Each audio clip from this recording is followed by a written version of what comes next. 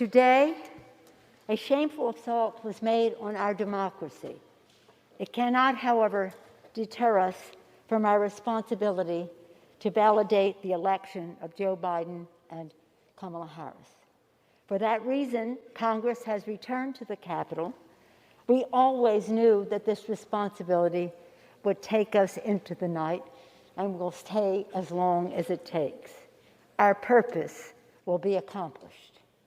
We must and we will show to the country and indeed to the world that we will not be diverted from our duty, that we will respect our responsibility to the Constitution and to the American people. On Sunday, it was my great honor to be sworn in as Speaker and to preside over a sacred ritual of renewal as we gathered under this dome of this temple of democracy to open the 117th Congress.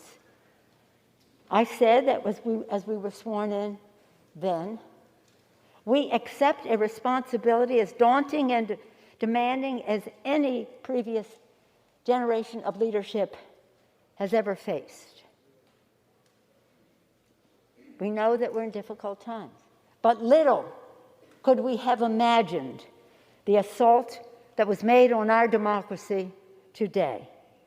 To those who strove to deter us from our responsibility, you have failed. To those who engaged in the gleeful desecration of this, our temple of democracy, American democracy, justice will be done. Today, January 6th, is the Feast of the Epiphany. On this day of revelation, let us pray that this instigation to violence will provide an epiphany for our country to heal. In that spirit of healing, I evoke the song of St. Francis. I usually do. St. Francis is the patron saint of my city of San Francisco, and his song of St. Francis is our anthem. Lord, make me a channel of thy peace. Where there is darkness, may I bring light. Where there is hatred, let us bring love.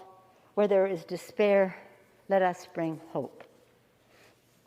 We know that we would be part of history in a positive way today, every 4 years, when we demonstrate again the peaceful transfer of power from one president to the next. And despite the shameful actions of today, we still will do so. We will be part of a history that shows the world what America is made of. That this assault is just that. It shows the weakness of those who had to show through violence what their message was. My colleagues, it's time to move on. I wear this pin quite frequently. Actually, I gave it to our beloved John Lewis just the weekend or so before he left us.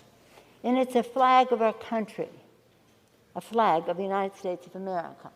On it, it says, one country, one destiny. One country, one destiny, written on the flag.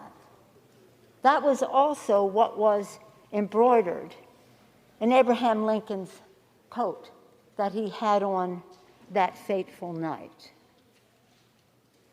Lincoln's party, Lincoln's message, one country, one destiny. So on this holy day of Epiphany, let us pray. I'm a big believer in prayer. Let us pray that there will be peace on earth and that it will begin with us. Let us pray that God will continue to bless America. And with that, let us proceed with our responsibilities to the Constitution, to which we have just within 72 hours taken the oath to uphold.